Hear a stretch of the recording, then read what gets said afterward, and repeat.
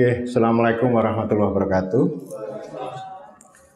Ibu Riana dan Ibu Bapak semuanya. Mohon izin saya ngoceh, nggak punya ini ya, nggak punya paparan, nggak ada makalah pun juga nggak ada. Saya ingin melakukan refleksi sekaligus juga resolusi untuk pemberdayaan, sehingga apa yang kita imajinasikan tentang reformasi kalurahan itu lebih bermakna. Jangan sampai visi reformasi kalurahan pada periode ini mengulang ya cerita yang tidak menarik dari visi sebelumnya menyongsong abad Samudra Hindia. Salah satu produk dari visi menyongsong abad Samudra Hindia adalah hadirnya desa-desa maritim merasa agraris. Itu contohnya ini ya, contohnya ada. Jadi artinya hanya berhenti pada label. Misalnya ada label-label yang ada begitu banyak, ada kalurahan yang lengkap, yang paripurna, desa mandiri budaya. Tapi setelah kita bersentuhan dengan denyut kehidupan orang banyak, ternyata ukuran-ukuran itu tidak mencerminkan kondisi yang sebenarnya. Sama juga dengan lomba-lomba desa, ada desa di Jawa Tengah yang juara, kita lihat yogur koyong ini ternyata ya. Jadi itu jebakan ya, jebakan kita membuat indikator dan data itu ya seperti itu. Dan itu yang paling banyak kita menggunakan indikator dan data itu kan untuk asal bapak senang. Kita sampaikan laporan gitu ya, nanti gunanya untuk membius orang banyak.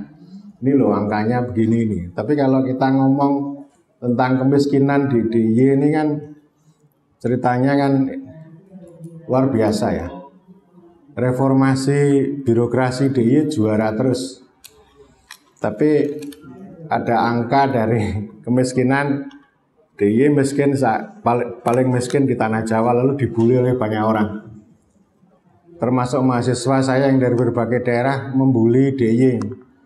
Tapi saya bilang justru yang melakukan bully itu orang-orang yang bodoh dan tolol. Loh, bodohnya di mana? Karena itu orang-orang yang membuli itu hanya setia pada indikator dan data. Tidak pernah melihat tentang denyut kehidupan orang banyak. Ya bagaimanapun Jogja itu lebih menarik, lebih nyaman daripada Jakarta gitu ya. Kalau Jakarta itu sudah busuk gitu ya. Jadi artinya mengapa ada pemindahan ibu kota itu ya karena memang Jakarta sudah membusuk. Daripada uang 500 triliun digunakan untuk memperbaiki Jakarta, lebih baik uang itu dibagi pada tempat lain. Jadi itu kita nggak usah percaya sama omongan-omongan orang Jakarta yang ndaki-ndaki. Sering saya sebut ini teknokrat botol aja ini. Botol itu bodoh dan tolol gitu ya. Makanya kan namanya teh botol ya. Teh botol itu teknokrat bodoh dan tolol gitu ya. Nggak usah percaya lah. Jadi kita itu punya ini sendiri ya. Sama juga kami mengajarkan teman-teman di kampus ya. Nggak usah silau sama perguruan tinggi besar. Nggak usah silau sama profesor. Anda itu punya kekuatan. Dan kekuatan itu kan inti dari pemberdayaan yang akan kita sampaikan hari ini. Tapi perlu kita kritik. Presiden Joko Widodo tahun 2015 mengatakan bahwa pemberdayaan adalah sebuah kata yang bersayap. Belum lama beliau ketika melabrak stunting ya, atau stunting ya, itu beliau mengatakan bahwa pemberdayaan itu absurd. Ya apapun judul kegiatan kan kita bisa bungkus dengan pemberdayaan. Mau pelatihan ya pemberdayaan, pengembangan kapasitas ya pemberdayaan, mau stunting ya pemberdayaan, mau apapun dibungkus dengan pemberdayaan. Dan itu yang paling gampang. Kegiatan yang menyentuh masyarakat pasti akan dijuduli dengan pemberdayaan. Jangan-jangan yang kita kerjakan dengan pemberdayaan itu malah justru memperalat dan memperdaya masyarakat. Nah ini kan butuh sebuah kejujuran ya, sama dengan sampah. Ngolah sampah pemberdayaan ini piye iki ya. Wis ora sanggup itu. Masyarakat kota Yogyakarta ora sanggup itu butuh penanganan pemerintah. Lalu orang mengatakan kalau ada masalah, oh ini tanggung jawab bersama, kemiskinan tanggung jawab bersama. Itu kan surga telinga. Tanggung jawab bersama itu artinya malah justru tidak ada yang bertanggung jawab. Iya, nggak ada yang tanggung jawab. Itu sama dengan dulu waktu kami ngurusin RU desa, itu ada aspirasi dari banyak tempat mengenai posyandu, kegiatan posyandu ya, untuk melayani ibu hamil, balita dan sebagainya. Kalau sekarang kan salah satunya ya stunting itu. Saya tanya pada kepala desa, Pak Desa, posyandu itu milik siapa? Milik desa kah? Oh bukan milik desa, ini bukan programnya desa. Itu miliknya pemerintah. Saya temui ibu-ibu PKK kader posyandu, ini milik bersama dari warga, oleh warga untuk warga. Terus duitnya dari mana? Emangnya duitnya dari warga? Ya iuran dari warga. Lah apa gunanya kita punya negara kalau semuanya dari warga? Kita ini punya negara itu kerjaannya ngurusi yang cebol-cebol itu, yang sakit-sakit itu. Minta uang dari desa enggak? Ya minta Pak, tapi cuma sedikit. Terus dari mana lagi? Ibu Bupati ngasih enggak? Ya ngasih, kadang ngasih, kadang datang ngasih. Oh ternyata kadang memberi, kadang enggak, ya suka-suka lah. Istilahnya come and go, datang dan pergi, datangnya sekali, perginya 100 kali. Jadi ini ibu-ibu itu menceritakan keluh kesahnya berjuang menghimpun dana untuk kegiatan posyandu. Minta bapak-bapak, padahal cuma minta 10.000 satu bulan, nggak mau. Protes, padahal kalau untuk beli rokok 20.000 sehari sanggup. Itu gerakan ibu-ibu itu protes seperti itu ya. Tapi pada akhirnya ya minta uang sama desa juga, meskipun ya desa pada waktu itu ya nggak punya uang. Lalu saya tanya kepada salah satu ibu kepala bidang di Dinas Kesehatan. Sama intinya itu tanggung jawab bersama tadi, dari warga, oleh warga untuk warga.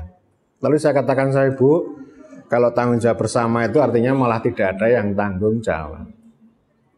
Justru karena pengalaman itu, lalu saya desakkan, kemudian diterima pada waktu itu oleh Kemendagri. Oke, kalau begitu posyandu itu menjadi salah satu kewenangan lokal desa atau kelurahan. Jadi artinya nanti kalau ini warga itu protes ya sama kepala desa, kalau ini nggak ada uang ya kepala desa. Tetapi pembinaan secara teknis kesehatan dan sebagainya ada di Dinas Kesehatan. Jadi ini cara, ini juga pemberdayaan, artinya kan tidak hanya sekedar kita itu mengumpulkan masyarakat, dilatih, dikasih sosialisasi, atau istilahnya kalau yang paling lazim ibu-ibu dikumpulkan, dilatih menjahit, dikasih bantuan mesin jahit, menjahit 3 bulan, setelah itu berhenti. Itu kan ada di mana-mana. Saya juga punya pengalaman mendidik orang, dia punya keterampilan untuk membudidayakan sepet. Bahasa Indonesianya sepet apa Ibu? Pirsa ya, sabut, sepet pokoknya gitu ya. Iso dadi pot yang cantik, gitu. Terus kemudian disalurkan di pemasaran, mampu, tapi masalahnya ruangnya terbatas, terus debunya itu marahi anaknya yang masih kecil. Wah, ini memang serba repot ini. Lalu butuh teknologi yang bisa mendukung itu, tapi harganya 40 juta, jadi rakwat. Ini teknologi tepat guna, tetapi tidak bersahabat sama rakyat. Jadi maksud saya, ini kan kegiatan yang potong-potong seperti ini, itu yang jadi masalah.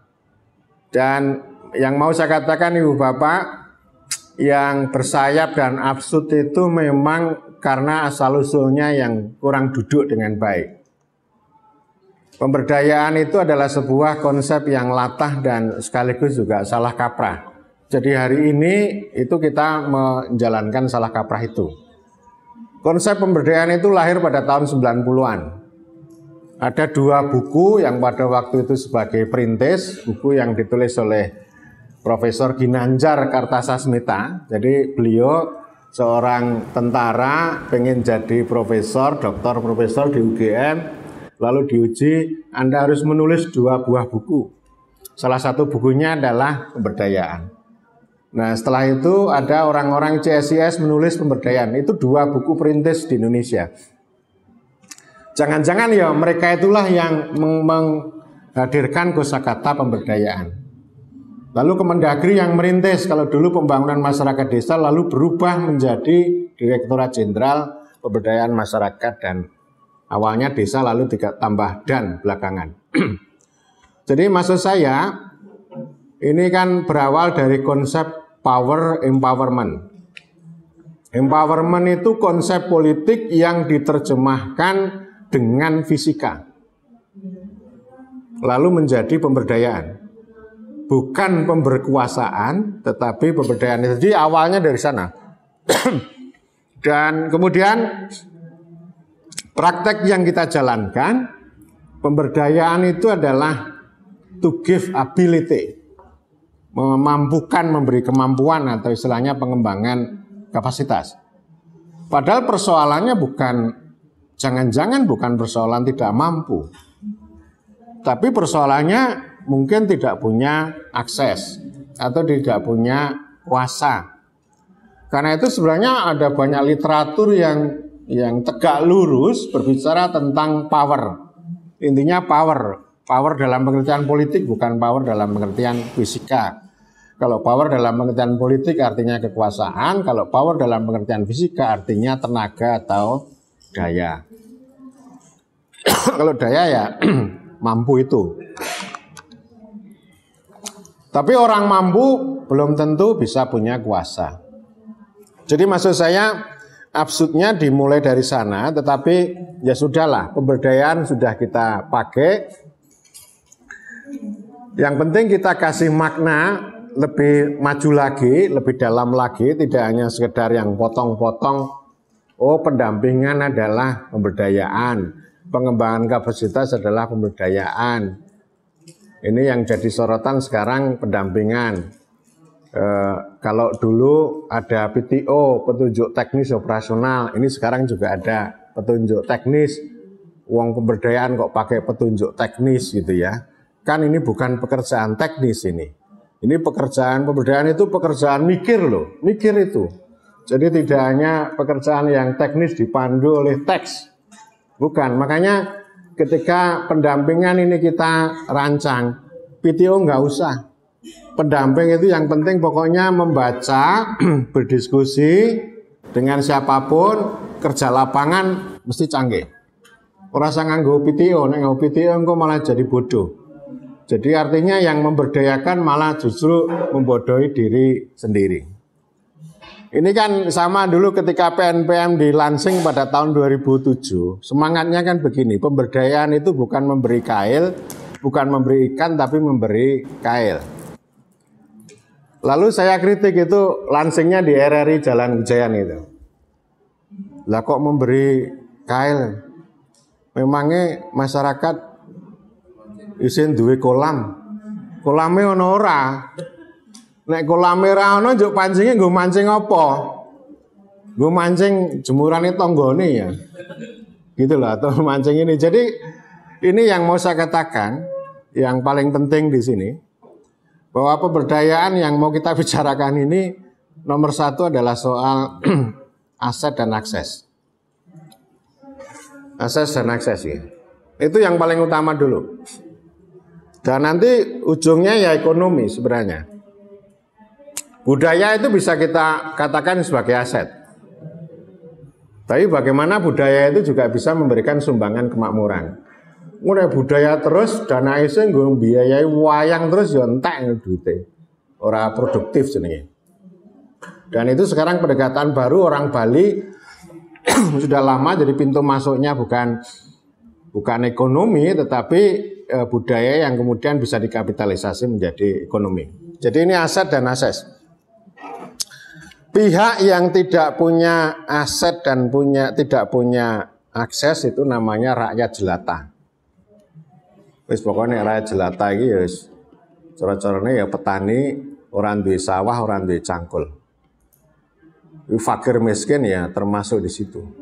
Jadi kalau sudah fakir miskin ya dirawat oleh negara. Itu rakyat jelata betul itu. Yang kedua, ada pihak yang punya aset tapi tidak punya akses.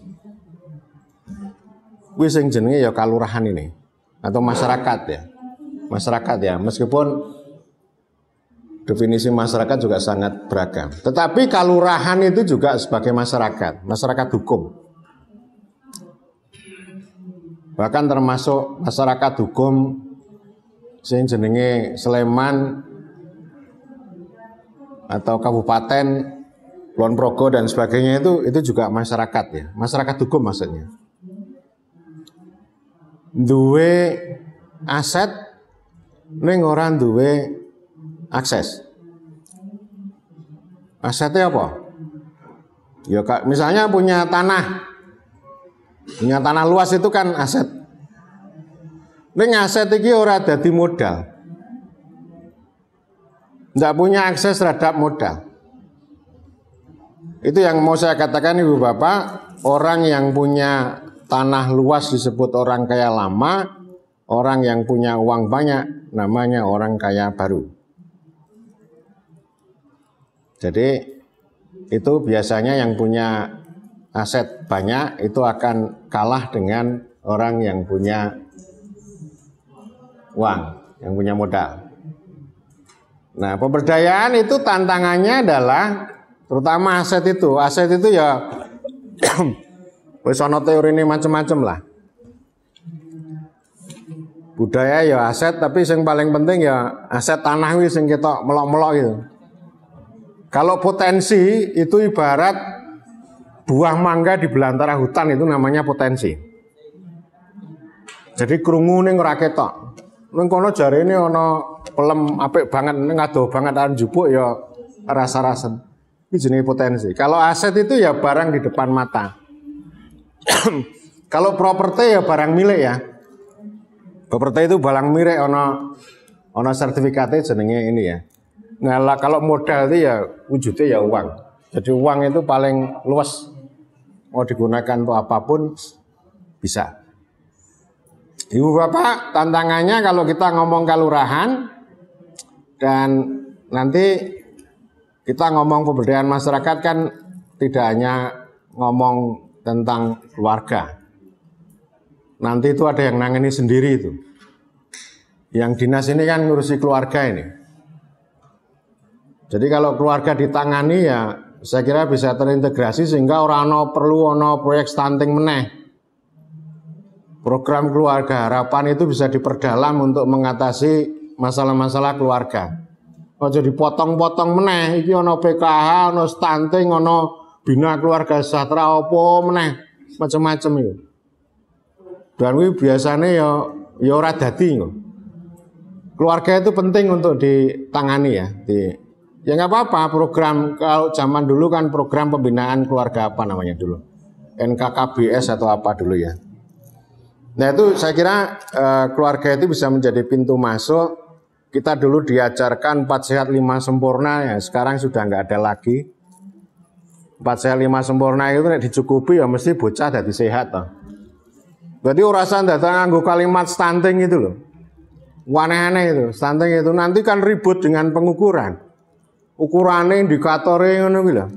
Dan nanti kalau indikator dan ukuran dipakai, nanti ada seorang anak kecil, oh ini dilabeli stunting, itu namanya dehumanisasi. Ya? Kenapa? Vonis. Ya iya, kan arahnya ke situ toh. Lah kan bisa ngitung. Oh desa, enggak saya sebut nama desanya. Nang nggon aku 32 lho, piye carane ngukur? Ya nganggo ukuran sing dipandus kon dhuwur kuwi. Iki bocah iki ditengarai stunting. Lah kuwi jenenge dehumanisasi kuwi. Mengatakan nek piye nek bocah kuwi nanti dibully oleh teman-temannya. Atau orang tuanya itu merasa tersinggung, loh kok anakku dilabeli stunting. Itu yang namanya pemberdayaan ini kayak ngono kuwi. Jadi artinya malah justru memperdaya nggih. Nah, kan kita penting bertanya, loh kenapa kita sudah punya pelayanan kok bikin acara pemberdayaan? Nek pelayanannya wis apik ya kan semuanya sudah beres. Termasuk pelayanan terhadap keluarga. Keluarga sing kira-kira keserakat dilayani. Jadi itu yang kedua, duwe aset ning ora duwe akses. Ngoten nggih. Yang ketiga, orang duwe aset ning duwe akses. Niku jenenge maklar. Rakyat jelalatan namanya. Rakyat jelalatan ya. Kan ono rakyat jelata ya. Rakyat jelata sing ora duwe aset, ora duwe akses itu jelata. Ning nek duwe akses ora duwe akses kuwi jenenge jelalatan. Sing iso kemana-mana. Bahasa kerennya komunikator. Nggih. Enten niku orang-orang yang wirawiri kesana kemari, bisa komunikasi ke istana, bisa komunikasi ke gubernur, lalu mensukseskan proyek-proyek strategis nasional, gitu kan? Itu orang-orang hebat, itu komunikator. Nek nggone KTP ini, nggone KTP-mu apa nih? Profesimu swasta, tapi kerjaannya ya kuwi jane.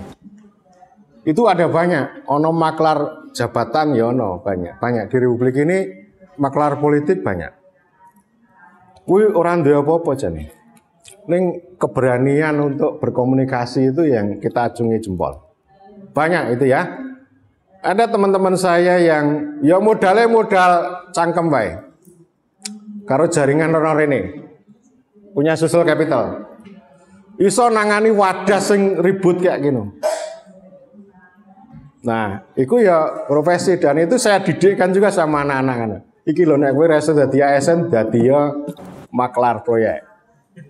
Dadi ya komunikator, bahasa kerene jenenge komunikator. Kuwi anune top iku anune. Nggih, dan itu enggak apa-apa, kita butuh orang-orang kayak begitu. Yang penting bisa kita manfaatkan untuk kepentingan orang banyak. Itu cukup banyak. Saya sering ketemu dengan orang-orang yang seperti itu. Tetapi ada juga yang ini levelnya sudah kartel, sudah mafia ya. Ada. Sekarang izin-izin ditarik ke pusat itu kan izin tambang itu loh. Itu kan konyol itu. Dulu katanya kalau kuasa tambang diberikan pada bupati lalu seenaknya sendiri ngerusak lingkungan. Lalu ditarik ke Jakarta. Para pengusaha lokal agak sulit untuk mengakses izin tambang. Kenapa? Karena kemampuan menyogok hanya 500 juta. Tetapi kalau kartel, mafia di Jakarta sanggup menyogok 10 miliar untuk mengeluarkan selembar kertas izin. Jadi ini soal akses terhadap izin terhadap itu ya. Kemarin saya sampaikan juga di forum yang reformasi birokrasi kelurahan. Saya diskusi dengan teman-teman kepala desa dari Kutai Kartanegara. Bikin profil desa, mengidentifikasi potensi aset, sudah jadi, tapi desa tidak punya kuasa untuk mengolah, memanfaatkan aset yang ada di desa itu. Yang bisa adalah perusahaan. Artinya apa? Desa itu tidak punya akses. Aksesnya yang harus, gimana cara membagi akses? Ya pemberdayaan nggak akan bisa. Kecuali dengan model informal komunikator tadi. Karena itu kan harus disiapkan dari sisi pemerintahannya. Membuat regulasi. Kalau di DIY jauh lebih mudah daripada provinsi-provinsi lain. Karena kewenangan soal tanah itu lebih istimewa di sini. Orang rame-rame belajar ke Ponggok. Belajar, oh duitnya 16 miliar. Mungkuwi kebodohan kita kan di situ. Ning ora sinau piye asal muasalnya, kenapa kok Ponggok bisa mengelola, bisa mengakses tanah dan sumber daya air itu. Historinya tidak dipelajari. Ini kan persoalan desa mengakses aliran air yang waktu itu menjadi otoritas gubernur. Atau sebelum itu di bupati ya, sebelum tahun 2014. Nah sekarang lebih sulit sekarang. Untuk mengakses air, mengakses tambang lebih sulit. Kalau DIY lebih mudah, lebih dekat. Pokoknya kalau mau mengakses tanah ya urusannya sama Pemda DIY, nggak usah kemana-mana. Itu keistimewaannya ada di situ. Tapi itu jarang dingendikake dengan baik. Kalau lurah ya pengennya dana es. Dana es itu ya istimewa ki nek 392 ya wis didukung. Sejak Pak Beni lenggah di Paniradyopati ya di Paniradyopati saya bilang istimewa niki ya ning kono kuwi. Soalnya kan nek lemahe wis ora lemahe desa meneh. Nek neng Purworejo, neng Klaten, neng Magelang kan lemahe desa, sertifikate desa. Neng DIY kan ora. Nah istimewane ya duit kuwi mau. Jangan sampai seperti di Bantul 75 kalurahan sing oleh dana es mung 31, sing liyane ora oleh. Kenapa? Sing oleh karena punya budaya. Sing ora ndek budaya ora oleh. Lho kan ini ora adil iki. Sama dengan orang Gedang Sari, aku ora duwe budaya, butuhku banyu. Ngoten niku ya. Ya, oh gue. Jadi artinya ya kita jangan sampai memberalakan uang lah. Uang itu kita gunakan untuk melayani rakyat. Bukan karena kita punya aturan lalu aturan itu kita beralakan dan ya sama aja kalau kita ndaki-ndaki ngomong pemberdayaan tapi regulasinya itu tidak menarik. Jadi konsep empowerment itu sebagai antitesis atas power yang menguasai atau power over. Nah, salah satu power over adalah aturan-aturan yang botol. Kalau sekarang ditambah lagi kekuasaan yang menguasai namanya aplikasi. Ono selawe aplikasi masuk ke kalurahan. Jadi nek kalau kita semuanya ASN sing proper aplikasi. Wes, pokoknya ora aplikasi ora keren ya. Wah, bar gue tumpuk-tumpuk aplikasi itu namanya bekerja, mengerjakan pekerjaan terhadap hal-hal yang tidak perlu dikerjakan dan tujuannya mengerjai orang lain. Kuwi sing jenenge aplikasi itu. Serius itu. Jadi aplikasi nggak akan bisa menjawab persoalan tadi, aset dan akses. Aset, akses pupuk, nggak akan bisa. Karena itu ya, makanya saya sering mengatakan ya, inovasi itu membuat aplikasi yang tidak berguna untuk rakyat. Nah, Ibu Bapak, yang keempat, ya itu pihak yang punya akses, punya aset sekaligus punya akses. Wih, jenenge rakyat jelita namanya. Rakyat jelita itu punya itu. Orang-orang ya gampangannya ya wong sugih lah. Atau konsep yang lain warga negara. Warga negara itu kita juga salah. Warga negara itu warga sing bela negara itu. Warga negara itu sing bijak, bayar pajak dan sebagainya itu kan salah kabeh. Jadi warga negara itu wong negarane sering salah kok dibela. Jadi maksudnya ini kita semuanya ini duduk menjadi ASN, duduk menjadi apapun profesinya ya, termasuk kami yang di kampus ini kan sebenarnya kita itu tunduk pada Pancasila dan konstitusi. Nah, Pancasila itu sila kelima keadilan sosial, itu artinya warga negara. Jadi apapun yang kita kerjakan, entah itu pelayanan, pemberdayaan, itu intinya mengangkat harkat martabat dari rakyat jelata menuju rakyat jelita. Dari rakyat menuju warga negara. Jadi warga negara itu siji orang hidup layak entah dengan bekerja atau berusaha.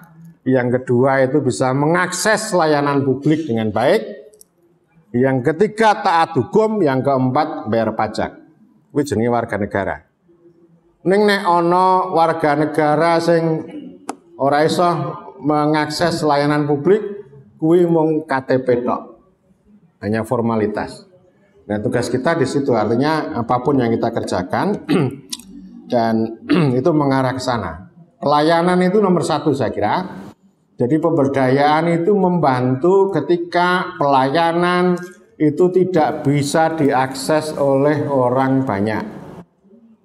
Misalnya soal ketentuan penggunaan tanah misalnya. Penggunaan tanah entah oleh kelurahan atau oleh pemerintah DIY. Pelayanannya sudah ada, aturannya sudah ada. Tetapi masih banyak orang yang tidak mengerti apalagi mengakses terhadap layanan itu. Nah, itu pemberdayaan digunakan. Ya, jadi pemberdayaan terserah lah, apapun bisa dijuduli pemberdayaan, pelatihan juga boleh. Ini kan nggak mungkin kita hanya sampai pada pelatihan. Sama juga dengan pendampingan, nanti distorsinya banyak. Bukan mendampingi desa nih melayani menteri misalnya. Nyebar flyer, kemudian ngumpul ke data, malah jadi mandor. Ini uangnya untuk apa, dan sebagainya itu namanya bukan pendampingan. Saya kira ini sudah menyimpangnya sudah sangat jauh dan kalau kita bicara mengenai ini tadi, cara kita pemberdayaan, saya tadi udah bicara soal 2 poin ya. Itu nek dijereng ono papat we. Ono aktor, ono aset, ono akses, ono arena. Nggih. Aktore sapa? Oh, keluarga. Keluarga intinya apa toh? Intinya ya kita mengorganisir, mengkonsolidasi. Jadi jangan sampai keluarga didekati dengan neng basane ning presentasi jenenge sinergi tadi loh. Dikonsolidasi. Jadi jangan sampai dipotong-potong ya dengan berbagai ini ya. Oh, keluarga. Satu, sekarang siapa masyarakat? Masyarakat ki sapa toh? Yang paling gampang yang disebut masyarakat adalah kelompok masyarakat. Nah, itu salah kaprah yang salahnya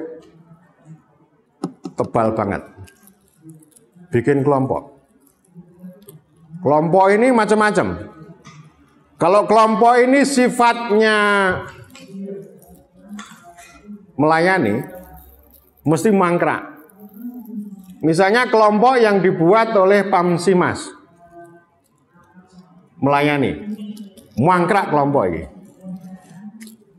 Saya ketemu di sana di Tanah Sumba sana, satu kabupaten ono 39 titik warna-warna biru itu. Bupati melansing seneng, wah aku dibantu, saya dibantu Pamsimas untuk air bersih. Tapi ternyata setelah berjalan mangkrak itu. Jadi 39 ini sing melaku mongkari 6, liyane mangkrak. Kelompok masyarakatnya juga mangkrak. Di kampung kami juga gitu. Tetapi kelompok yang mengelola Gonogini seperti wisata, dia menjadi dinasti yang untouchable, yang tidak bisa disentuh. Ngelola hutan, ngelola wisata, Pok Darwis dan sebagainya, dia menjadi dinasti yang susah disentuh. Akhirnya sengketa dengan pemerintah setempat. Itu terjadi di mana-mana. Atas nama pemberdayaan kita bikin kelompok. Yang paling tua adalah bikin kelompok tani. Paling tua ya. Kelompok tani karena ya lahannya sempit, sidik, di istilahnya gue efisiensi dan sebagainya. Petani itu masalahnya bukan itu. Petani itu bisa bekerja sama tapi tidak bisa berusaha bersama. Nah ini maksud saya tantangan-tantangan seperti itu kan penting untuk kita lihat, dan oleh karena itu ya pemberdayaan itu bukan teknis tapi seni. Seninya itu hidup di lapangan dialektika itu loh. Jadi artinya maksud saya tadi 5 poin di arahan pemerintah DIY itu kita anggap sebagai koridor luas. Nggih, koridor luas nggih. Ampun dadi pralon cilik. Nek pralon cilik kita itu sesak ning kono. Jadi kita anggap sebagai koridor luas, dan artinya kita beri ruang yang banyak. Nanti dari sisi aktor ini nanti masih panjang lebar ini, belum selesai ini. Ono petani, macam-macam itu. Di Indonesia ini terkenal sebagai masyarakat yang paling kaya dengan organisasi. Sekarang jenis apapun ono organisasi ini, apapun. Dan secara politik organisasi ini jadi gerbong. Sehingga mengapa ada oligarki, ada korupsi di mana-mana ini, jadi ya orang nggak memperkaya diri tapi nggak merawat gerbong-gerbong itu. Nenggo dirinya sendiri mangan semene cukup. Nah, setiap orang bisa punya organisasi yang beraneka ragam. Dan ada triki juga. 3 orang bikin 3 kelompok tani. Tujuannya untuk jupuk bantuan. Nes diverifikasi kan kabeh oleh. Pokoknya variasi begitu. Tetapi harap diingat Ibu Bapak, secara ekonomi masyarakat kita ini kan berlatah njuk kanibal. Iki pertama bakul dawet laris, baru tonggone melu kabeh. Bakul dawet itu. Nggih Bu, siap. Jadi maksud saya hal seperti ini soal seni, kita berharap nanti meskipun itu ada istilah teknis tapi operasional di lapangan adalah seni. Aktor, aset, akses, arena ya. Arena itu hulu hilir ya. Hulu hilir itu bukan dari pemerintahan ke pemberdayaan, bukan. Misalnya ekonomi, hulunya adalah produksi, hilirnya apa? Nah, saya sedang mempromosikan kemana-mana, perlu dicoba. Iki sing jenenge menggabungkan antara pemerintahan dan pemberdayaan. Jadi jangan dianggap ini 2 dunia yang berbeda. Pemerintahan yang memberdayakan dan pemberdayaan yang juga nanti bisa membentuk pemerintahan. Karena kalurahan itu adalah punya 2 karakter dari sisi pemerintahan. Yang satu pemerintah bersama masyarakat, dan yang kedua pemerintah dalam masyarakat. Itu ceritanya bisa panjang lebar lagi, artinya antara pemberdayaan dan pemerintahan itu ya 2 sisi mata uang. Dan wujudnya adalah gotong royong. Kalau bahasa kunonya namanya manunggaling kawula Gusti. Kalau bahasa kerennya namanya society. Pemerintahan dan pemberdayaan itu bisa dirajut menjadi society, bukan community. Bukan community, ini nanti itu ngomongnya panjang lagi. Atau gotong royong lah. Nah, karena itu saya sedang berpikir tentang ekonomi gotong royong, bukan ekonomi rakyat. Ekonomi rakyat itu ekonomi yang ngapusi rakyat. Kenapa ngapusi rakyat? Sing rakyat diwenehi sing cilik-cilik. Sing gede-gede diwenehke konglomerat. Nggih.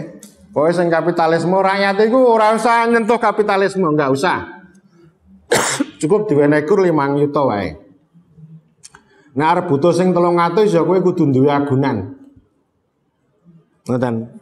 Jadi ekonomi rakyat adalah ekonomi yang mengisolasi rakyat dari kapitalisme. Padahal kapitalisme itu kenyataan. Ekonomi gotong royong satu itu adalah produksi rakyat. Kedua, konsolidasi kelurahan, konsolidasi desa. Keempat, proteksi pemerintah. Ketiga, proteksi pemerintah. Keempat adalah investasi swasta. Iku 4 aktor. Kabeh oleh untung. Oleh untung ya. Jadi jangan sampai seperti bakul petani sayur kubis dari Magelang, regane Rp400, kalau sudah ke pasar Sentul di sini atau pasar-pasar wis 6.000. Sing paling untung juragane sing nang pasar Giwangan. Dia sekilone oleh 1.000 dhewe. Petani nih mau oleh 400. Dia punya aset kuwi mau maklare wong duwe cangkem tok. Ngoten ning oleh 1.000 dhewe. Nah, ini maksudnya ekonomi gotong royong itu ya seperti itu. Ini contohnya begini. Contohnya nggih, saya ambil contoh. Ini pemberdayaan dan pemerintahan yang digabung ini. Siji, rakyat di sejumlah desa, desanya banyak, budidaya kopi. Kopinya dibudidayakan. Terus bibitnya sekondi. Oh, bibitnya saka desa. Dari desa itu, dari uang yang dimiliki oleh desa itu dibudidayakan. Kerjasama antar desa, kopine podo, tukune bareng-bareng, tukune ning Jember kono. Oke, udah jalan sekian tahun, terus ini kan mulai panen. Yang kedua, dia dikonsolidasikan, difasilitasi oleh desa. Jadi panene iki kuwi aja lari ke Tengkulak, ning lari ke BUMDesanya itu loh. BUMDesanya nggih, satu persatu di per desa dikumpulkan. Njuk BUMDesa dari banyak desa ini nyetorke ke perusahaan daerah. Daerah duwe warehouse, duwe gudang, duwe teknologi, biayanya 2 miliar. Arealnya cukup luas. Nggih, jadi kopi ditaruh di situ, di roasting macam-macam. Lalu pemerintah daerah kerjasama dengan perusahaan kopi besar di Surabaya. Jadi daerah ora karo Tengkulak, ning karo rembugane karo pemerintah daerah. Nah, dan pemerintah daerah memproteksi. Memproteksi itu apa? Artinya Tengkulak orang mlebu lalu punya warehouse dan sebagainya. Itu sama-sama untung. Itu maksud saya tadi menggabungkan 4A tadi dengan pendekatan pemerintahan dan pemberdayaan. Saya kira demikian, matur nuwun.